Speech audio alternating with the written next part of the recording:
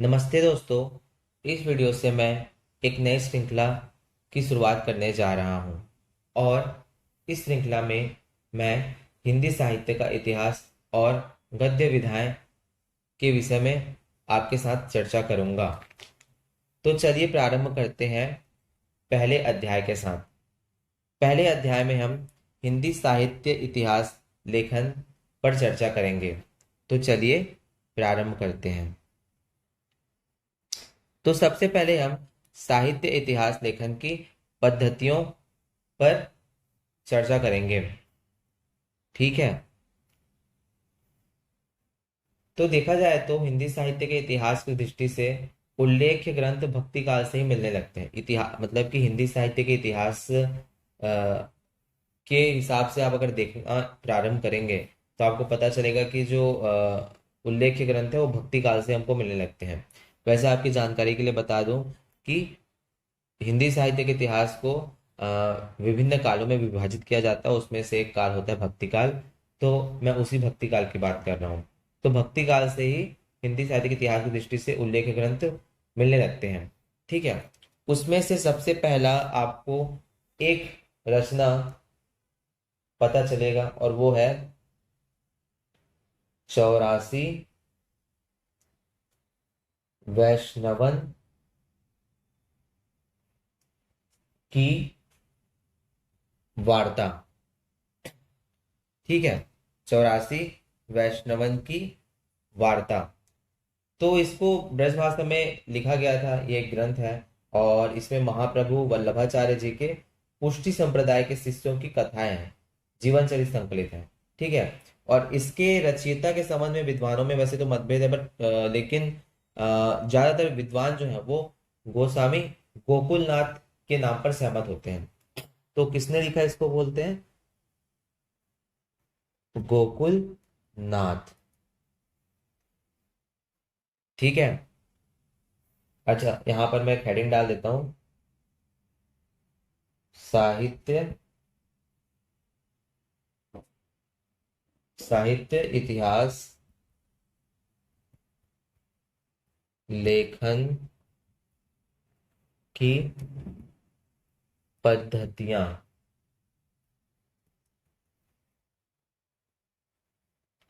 ठीक है।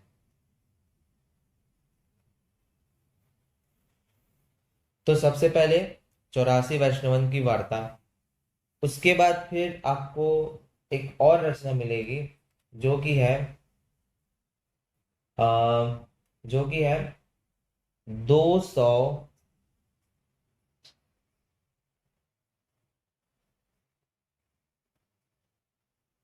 252 वैष्णवन की वार्ता।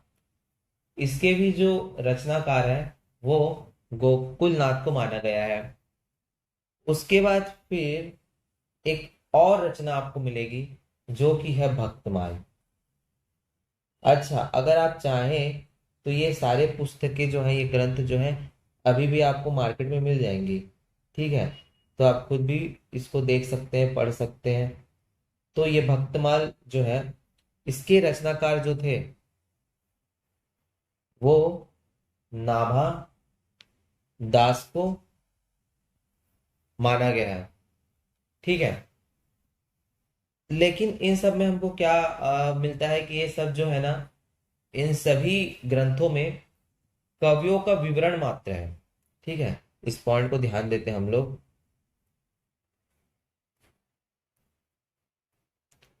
ध्यान देने वाली बात यह है कि ये सभी जो रचनाएं और ग्रंथ हैं वो विवरण है। किसके? कवियों के विवरण मात्र है।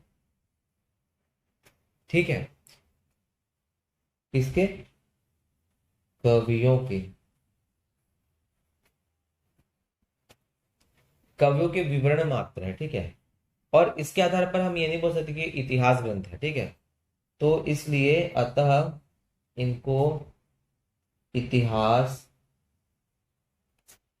ग्रंथ नहीं माना जा सकता। ठीक है।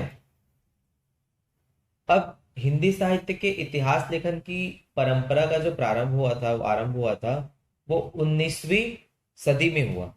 ठीक है, 19वीं सदी में ठीक ठाक थोड़ा सा आरंभ हुआ, ऐसा बोल सकते हो आप। तो ऐसा मैं अगर बोलूं, हिंदी साहित्य के इतिहास लेखन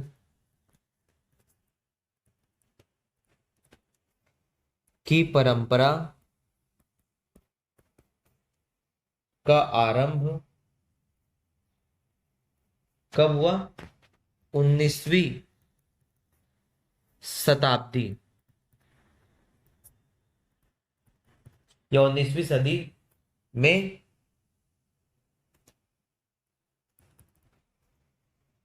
में माना जाता है। ठीक है, क्यों माना जाता है? क्योंकि उस समय एक रचना आई। ठीक है, एक क्या बोलना चाहिए, एक व्यक्ति हुए जिनका नाम था, हिंदी में लिख देता हूँ पहले, फिर इंग्लिश में उसका नाम लिखूंगा तो आपको थोड़ा। गारसा द तासी। ठीक है, क्या नाम था? गारसा द तासी। ठीक है, तो ये फ्रांस में जन्मे थे एक्चुअली। और इन्होंने एक रचना लिखी, जिसका नाम था, नाम क्या था उसका? इस्तवार दल्ला लिटरेच्योर एंदुई ए हिंदुस्तानी। ये एक किताब थी। ठीक है, इंग्लिश में भी, इंग्लिश में बोलता हूँ। अच्छा, इसको ऐसे एक्चुअल में जब लिखूंगा तो इसका नाम क्या था? तो ला लिटरेच्योर हिंदुई ए हिंदुस्तानी। ठीक है। अच्छा, ये राइटर के जो नाम था, जिन्होंने इसको लिखा है, उसका नाम क्या था? उनका नाम था सैफ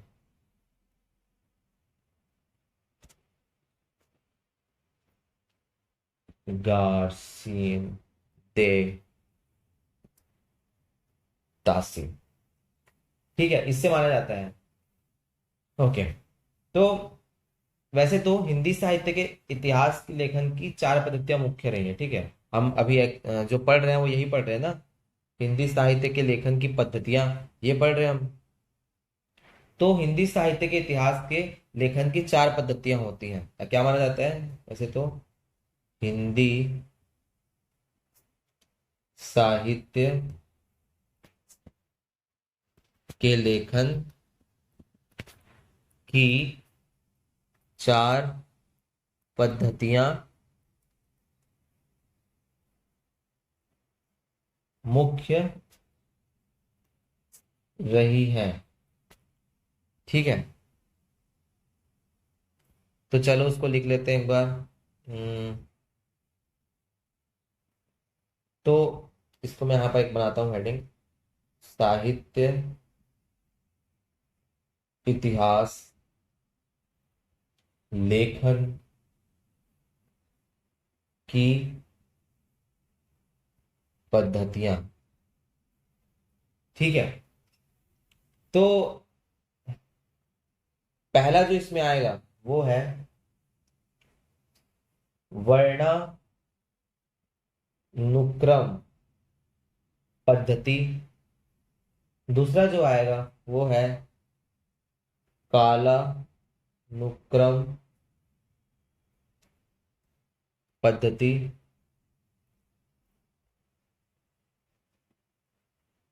क्रम पद्धति। उसके बाद फिर तीसरा जो आएगा वो है वैज्ञानिक पद्धति। और चौथा जो है वो है इंपॉर्टेंट, और वो है विधेयवादी पद्धति। वादी पद्धति। ठीक है। तो चलिए सबसे पहले हम देखते हैं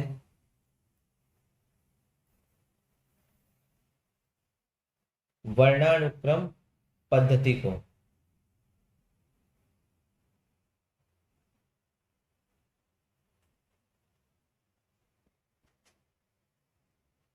अच्छा, वर्णानुक्रम पद्धति से नाम से क्या समझ में आ रहा है? वर्णानुक्रम, वर्णानुक्रम का मतलब है कि अल्फाबेटिकल ऑर्डर में समझ लो। तो इसमें रचनाकारों का विवरण, रचनाकारों का विवरण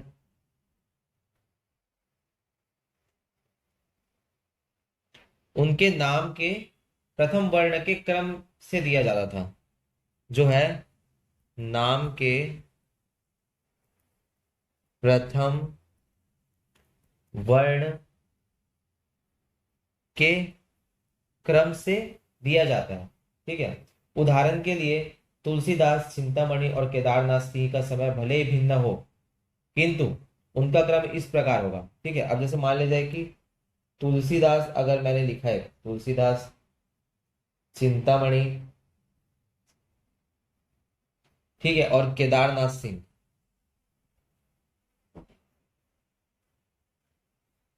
ठीक है। अब इनका समय भले भिन्न भिन्न हो, किंतु उनका क्रम इस प्रकार होगा। कैसे होगा? सबसे पहले आएगा, सबसे पहले आएगा केदारनाथ सिंह। ठीक है, क्योंकि क सबसे पहले आता है। ठीक है। अब उसके बाद फिर आएगा चिंतामणि। ठीक है, और उसके बाद आएगा तुलसीदास। क्यों? क्योंकि अगर मैं वर्णमाला में जाऊं तो सबसे पहले आएगा क, फिर आएगा च, ठीक है, उसके बाद आएगा त। इस कारण से इस क्रम में लिखा जाएगा। तो इसको हम वर्णानुक्रम पद्धति बोलते हैं। इसे ऐतिहासिक ऐतिहासिक दृष्टि से असंगत माना जाता है, क्योंकि यह इतिहास लेखन नहीं है बल्कि शब्दकोश लेखन की तरह लग रहा है। ठीक है। इतिहास लेखन, लेखन नहीं बल्कि शब्दकोश लेखन की तरह,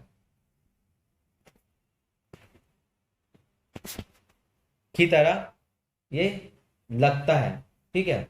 अब एक चीज और उदाहरण बताता हूँ। गार्सा द तासी जो है, जो ऊपर मैंने अभी डिस्कस किया था, पहले जो डिस्कस किया था वो, और शिव सिंह सेंगर ने इसका उपयोग किया था। किनने किया था इसका प्रयोग? किन्होंने किया था इसका उपयोग? उपयोग किया था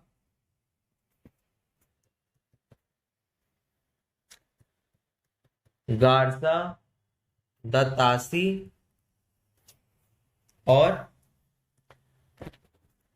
शिव सिंह सेंगर। ठीक है। ओके। अब हम चलते हैं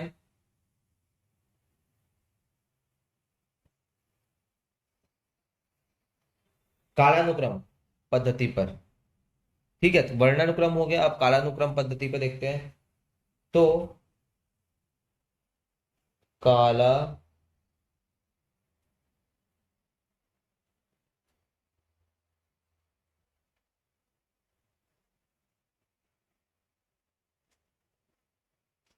नुक्रम है ना।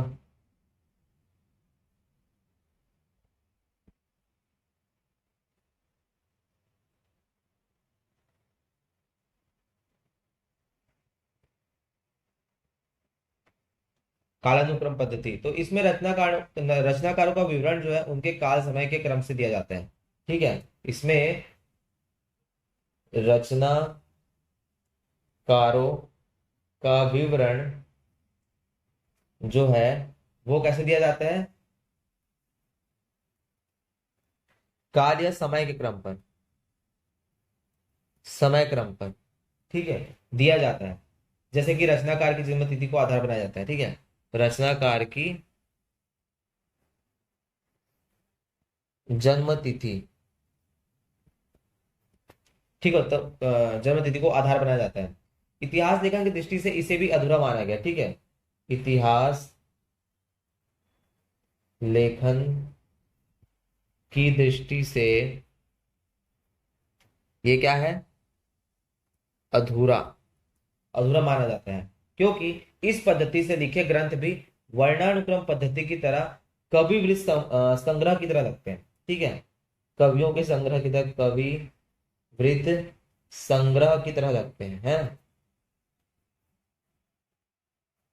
लगते हैं, ठीक है। जैसे कि वर्णानुक्रम पद्धति में भी वैसे ही कुछ हुआ था कि कवि वृत्त संग्रह की तरह लग रहे थे, और ये भी क्या है, कवि वृत्त संग्रह की तरह लगता है, ठीक है। इसका जो उपयोग किया था,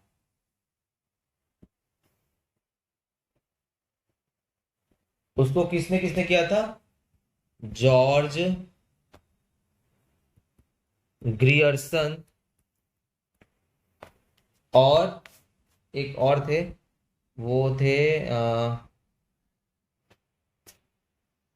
मिस्र बंधुओं ने, ठीक है। यद्यपि ग्रियर्सन में विधेयवादी पद्धति के भी कुछ आरंभिक सूत्र मिलते हैं, पर एक्चुअल में देखा जाए तो मूल रूप से दोनों ने, यानी कि जॉर्ज गियर्सन ने भी अपने जो भी लिखा है उसमें, और मिस्र बंधुओं ने भी जो भी लिखा, इतिहास, साहित्य इतिहास लेखन, उस उन दोनों में कालानुक्रम पद्धति दिखती है, ठीक है। अब तीसरा जो है वो है वैज्ञानिक पद्धति, ठीक है। तो वैज्ञानिक पद्धति जो है वो जो है, इसमें ग्रंथकार जो है निरपेक्ष एवं तटस्थ रह करके तथ्य संकलन कर उसे क्रमबद्ध रूप में प्रस्तुत करता है, ठीक है। तो क्या करता है ग्रंथकार, निरपेक्ष और तटस्थ होकर के एवं तटस्थ रहकर तथ्य संकलन कर उसे क्रमबद्ध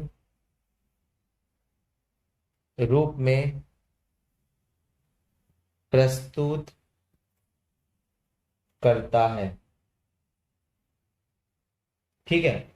इतिहास, परंतु ये भी बात हमको ध्यान में रखनी होगी, इतिहास लेखन जो है सिर्फ तथ्य संकलन नहीं बल्कि उनकी व्याख्या विश्लेषण की भी मांग करता है, अतः इस पद्धति को भी अपरिपक्व माना जाता है, ठीक है। अपरिपक्व है ये पद्धति भी, क्यों, क्योंकि तथ्य संकलन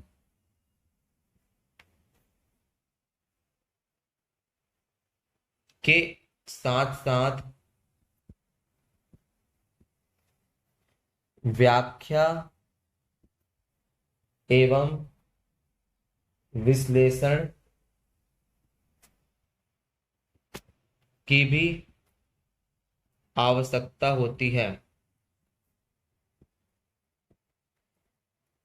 जो कि यह पद्धति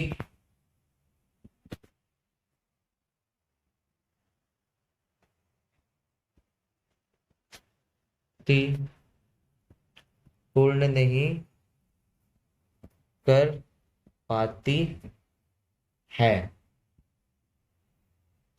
ठीक है। ओके, अब जो अंतिम है चौथा, वो है हमारा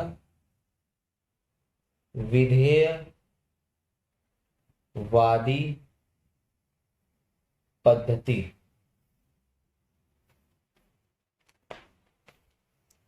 ठीक है।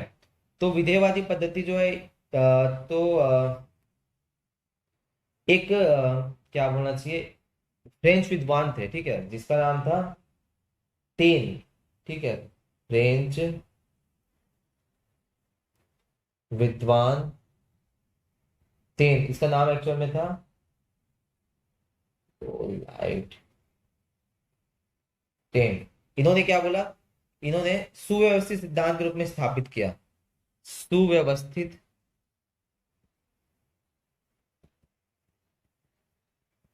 सिद्धांत,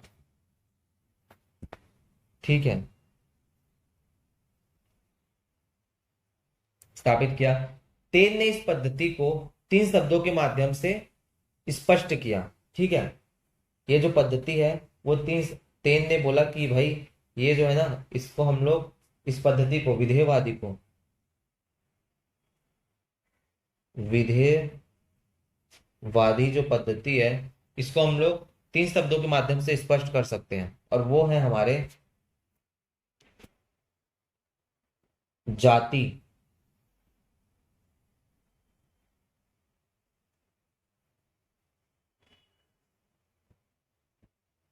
ठीक है, जाति। उसके बाद फिर वातावरण और क्षण विशेष, ठीक है। जाति मतलब रेस, वातावरण एंड मोमेंट, ठीक है। तो इस पद्धति के अनुसार किसी भी साहित्यिक इतिहास को समझने के लिए उससे संबंधित जातीय परंपराओं, राष्ट्रीय और सामाजिक वातावरण एवं सामयिक परिस्थितियों का अध्ययन, विश्लेषण आवश्यक है, ठीक है। तो इसके अनुसार क्या बोल रहा है भाई, किसी भी साहित्य के इतिहास को समझने के लिए उससे संबंधित जातीय परंपराओं,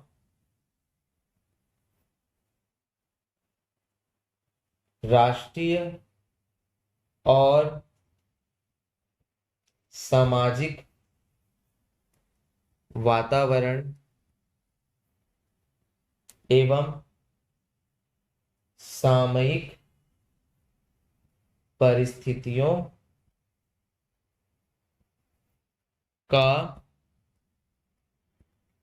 अध्ययन, विश्लेषण आवश्यक है, ठीक है। ये क्या कौन बोलता है, ये एक्चुअली किसमें बोला जा रहा है, विधेयवादी पद्धति में, ठीक है।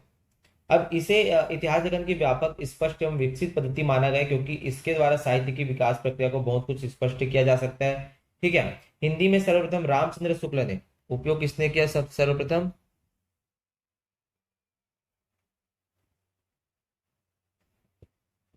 ठीक है, उपयोग किसने किया सर्वप्रथम, इसका उपयोग सर्वप्रथम किया था रामचंद्र शुक्ल ने, ठीक है, किया। उसके बाद फिर आए राम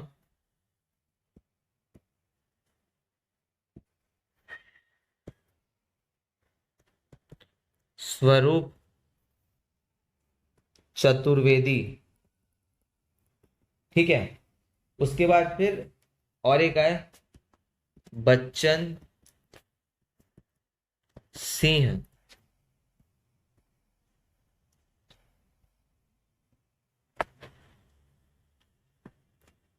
बच्चन सिंह, ठीक है, आदि प्रख्यात साहित्य इतिहासकारों ने इस पद्धति को आगे बढ़ाया, और यह तथ्य उनके कई उदाहरणों से स्पष्ट भी होता है। जैसे कि रामचंद्र शुक्ल ने क्या कहा, जबकि प्रत्येक देश का साहित्य वहां की जनता की चित्तवृत्ति का संचित प्रतिबिंब होता है, तब यह निश्चित है कि जनता की चित्तवृत्ति के परिवर्तन के साथ साथ साहित्य के स्वरूप में भी परिवर्तन होता चला जाता है।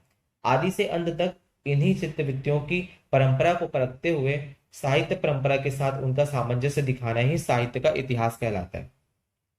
जनता की चित्तवृत्ति बहुत कुछ राजनीतिक, सामाजिक, सांप्रदायिक तथा धार्मिक परिस्थितियों के अनुसार होती है, ठीक है। और रामस्वरूप चतुर्वेदी क्या बोलते हैं, कवि का काम यदि दुनिया में ईश्वर के कामों को न्यायोचित ठहराना है, तो साहित्य के इतिहास साहित्यकार का काम है कि कवि के कामों को साहित्य इतिहास की विकास प्रक्रिया में न्यायोचित दिखा सकना। ठीक है, ऐसे इनके विचार थे। पहला जो मैंने बताया रामचंद्र शुक्ल जी का था, दूसरा भी जो बताया वो रामस्वरूप चतुर्वेदी के उद्धरण थे। ठीक है, तो इस कक्षा में हमने साहित्य इतिहास लेखन की चारों पद्धतियों के बारे में संक्षिप्त में वर्णन किया, उन पर चर्चा की। अब इस वीडियो को यहीं पर विराम देते हैं और आगे की कक्षा में, आगे की वीडियो में हम और जो टॉपिक्स हैं उस पर चर्चा करेंगे। धन्यवाद।